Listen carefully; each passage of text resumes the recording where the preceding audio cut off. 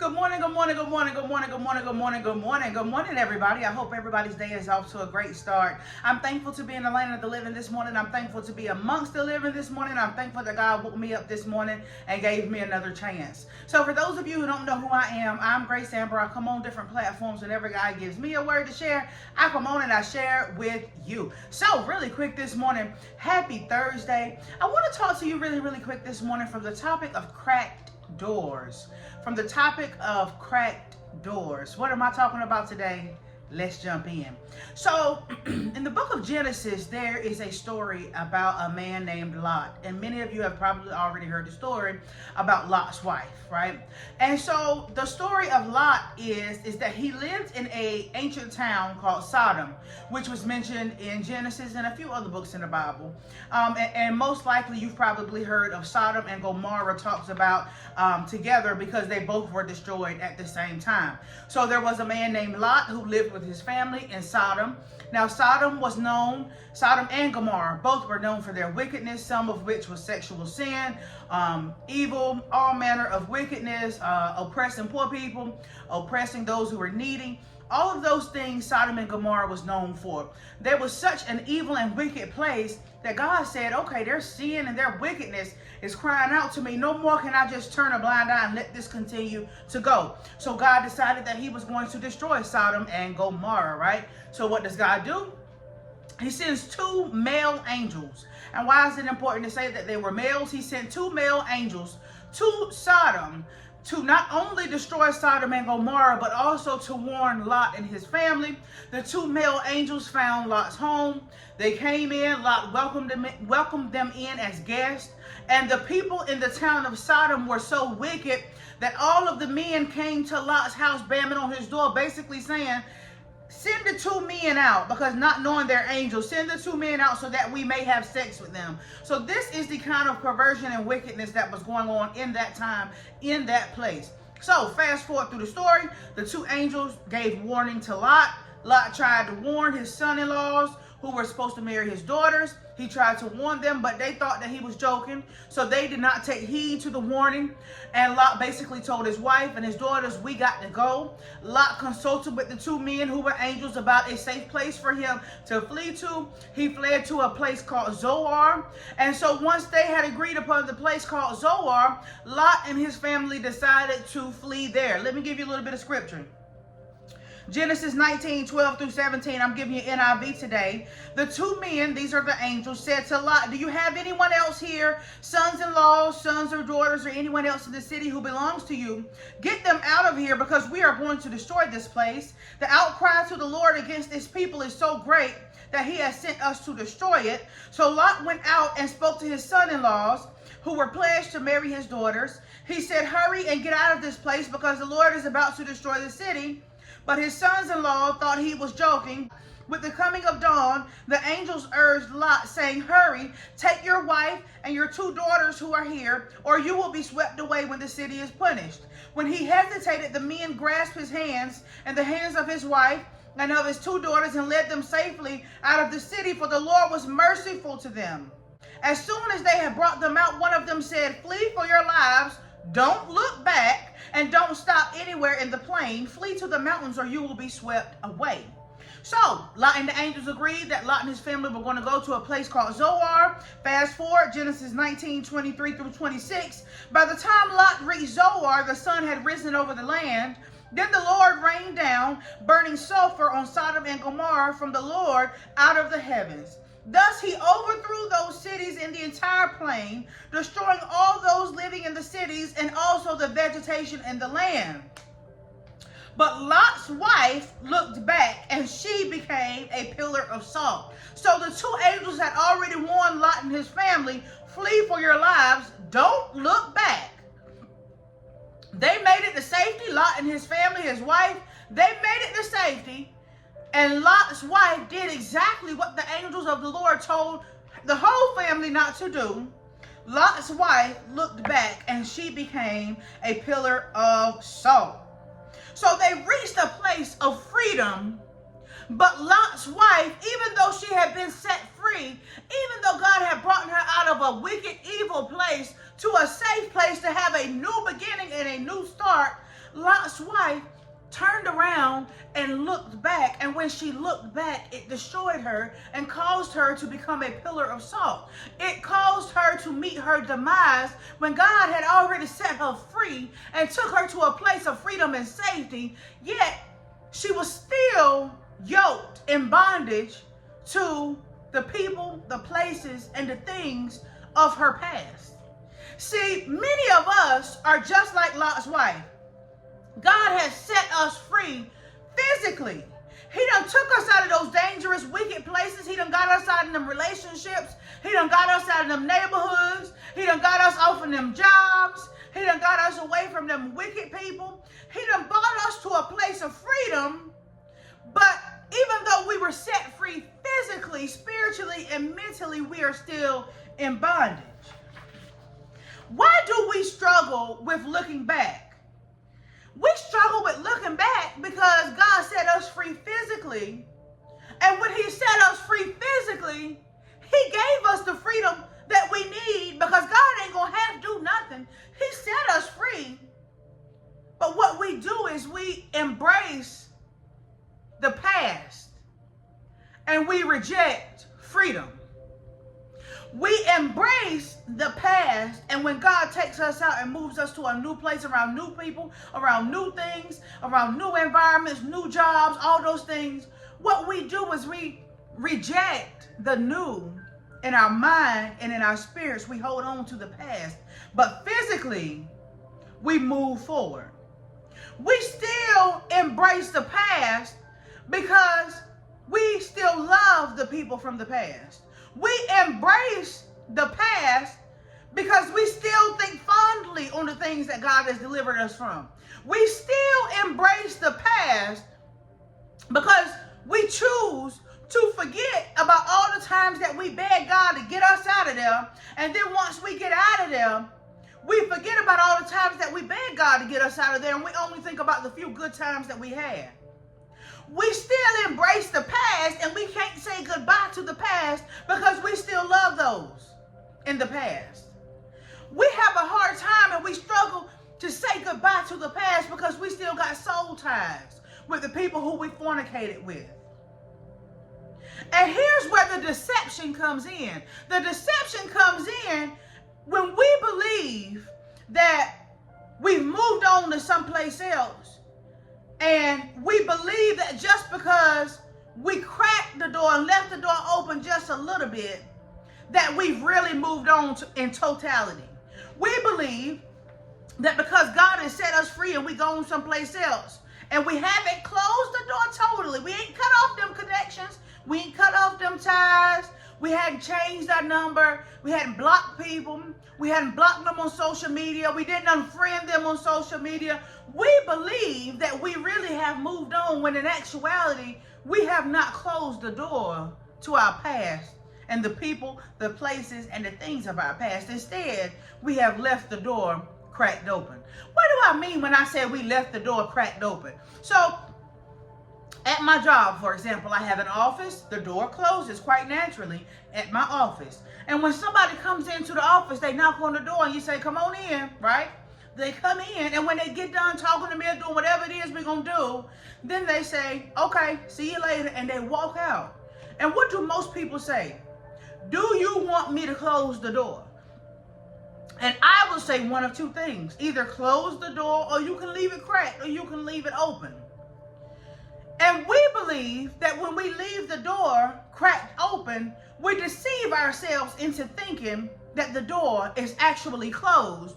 But your enemy, who is an adversary, who is your adversary, knows you better than you know you many times. And you believe that you can leave the door to your past cracked open.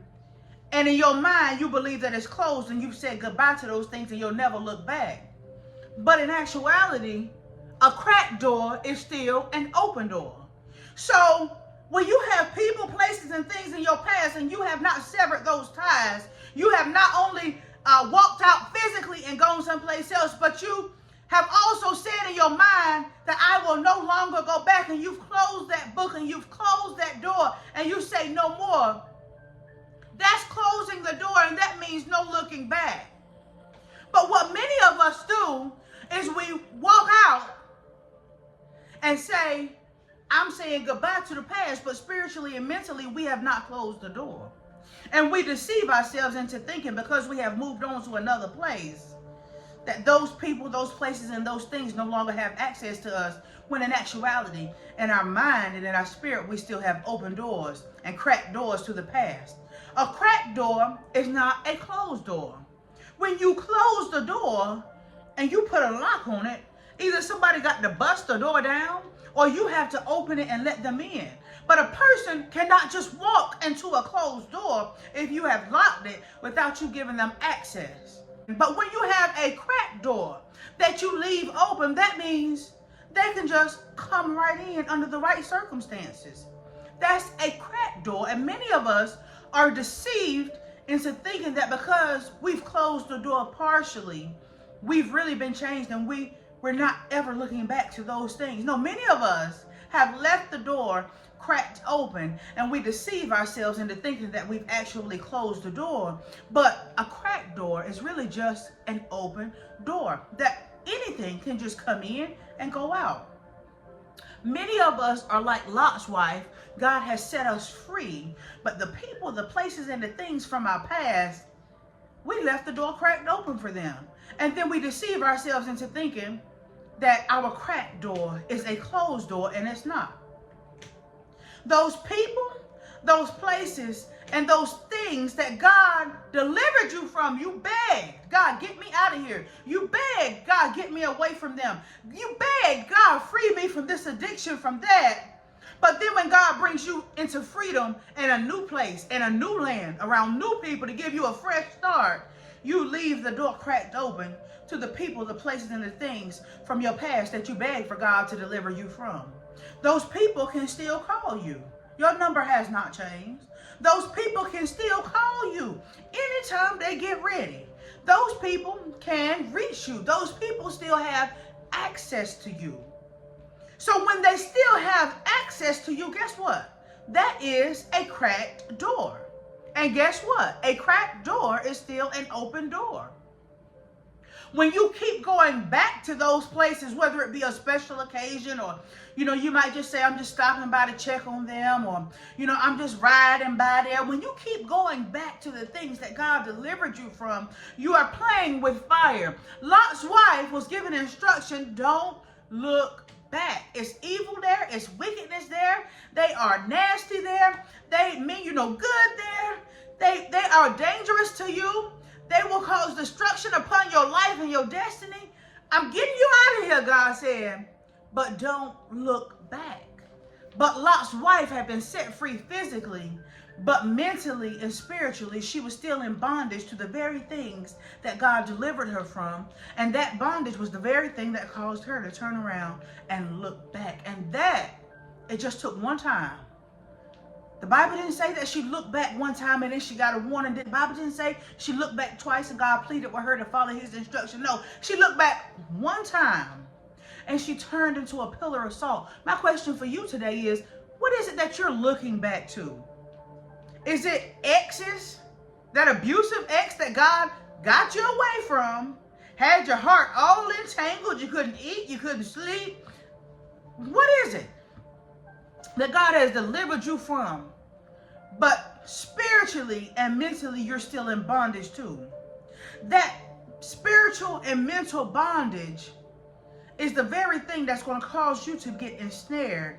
And that ensnarement and that entanglement and that bondage may be to your demise. So when God sets you free, whom the Son has set free is free indeed. When God has set you free, you don't look back. You don't leave the door cracked open, because a cracked door is really just an open door that can open, and that a person, a people, place, thing can come in at any time under the right circumstances. And so your enemy, the adversary, understands you better than you understand you. And he understands the things that you've closed the door on. And he understands the things that you got a cracked door open to. And he understands that all it takes is the right circumstance to allow those things from the past to come right back in and have access to you. And so what does he do? What would you do? If you are the enemy to someone and you see that the very thing that will cause them destruction is just waiting for the right circumstance to come in through a cracked door, the enemy creates the right circumstances for you to slip and slide right back into the very thing that took you 10 years to get out of. I don't know who's in your past, whether it be exes, places that you keep visiting that God has delivered you from, things that you keep dibbling and dabbling with that God has already set you free from. Those are dangerous games. A cracked door is a dangerous game to play because you got out and God gave you freedom this time, but who's to say that next time you will be so blessed? I don't want to use the word lucky, but who's to say that next time you will have the opportunity to be set free again? Who's to say that the next time that you allow that person, that place, and that thing back into your life through that cracked door that you refuse to close? Who's to say that the next time that person or that place or that thing comes through the cracked door that you left open, who's to say that you too won't meet your demise and your destruction, all because you refused to close a door to something that God has set you free from? You embraced in with the new, but you rejected out with the old. It does not work that way. Let me give you the scripture. Where's the one? Hold on one second. Here we go. Matthew 9:16 through 17. No one sews a patch of unshrunk cloth on an old garment, for the patch will pull away from the garment, making the tear worse. Neither do people pour new wine into old wineskins. If they do, the skins will burst, the wine will run out, and the wineskins will be ruined. No, they pour new wine into new wineskins, and both are preserved. You are embracing in with the new, but you are rejecting out with the old. And I come today to tell you that the old and the new do not mix. You have to say goodbye to one in order to say hello to the other. Do not take for granted the freedom that God has given you to get you out of a place, to get you away from people, to set you free from things. Do not take for granted your freedom, because that cracked door that you have left open, the next time those people and those places and those things come back through that cracked door that you refuse to close, you may be just like Lot's wife and turn into a pillar of salt. And that may be the very last time that you may even be alive. People don't think about it and they don't understand the severity of it, but you're playing with your life. This may be the very last time that you see your kids because you refuse to close a door and you left it cracked open. But a cracked door is really just an open door, waiting for the right circumstances to be open all the way. Whatever it is that God has set you free from, don't play with it. Close the door, because a cracked door is really an open door. And you don't want to play with the very thing that you prayed for. You don't want to play with the very freedom that you prayed for. God has set you free, and whom the Son has set free indeed. When you still look back, it's not that God half did his job. Nah, he did it all the way. He set you free. But mentally and spiritually, you're not ready to say goodbye. But those very things that you're not ready to say goodbye to will be the very things that cause you to meet your demise, will be the very things that destruct your destiny, will be the very things that may send you away from here, never to return again, all because you refuse to close the door. I don't know what it is in your past, what person, what place, or what thing it is. But whatever it is that God has set you free from, don't play with it. Close the door, because if you leave it cracked open, remember, a cracked door is just an open door, ready to be bust wide open under the right circumstances.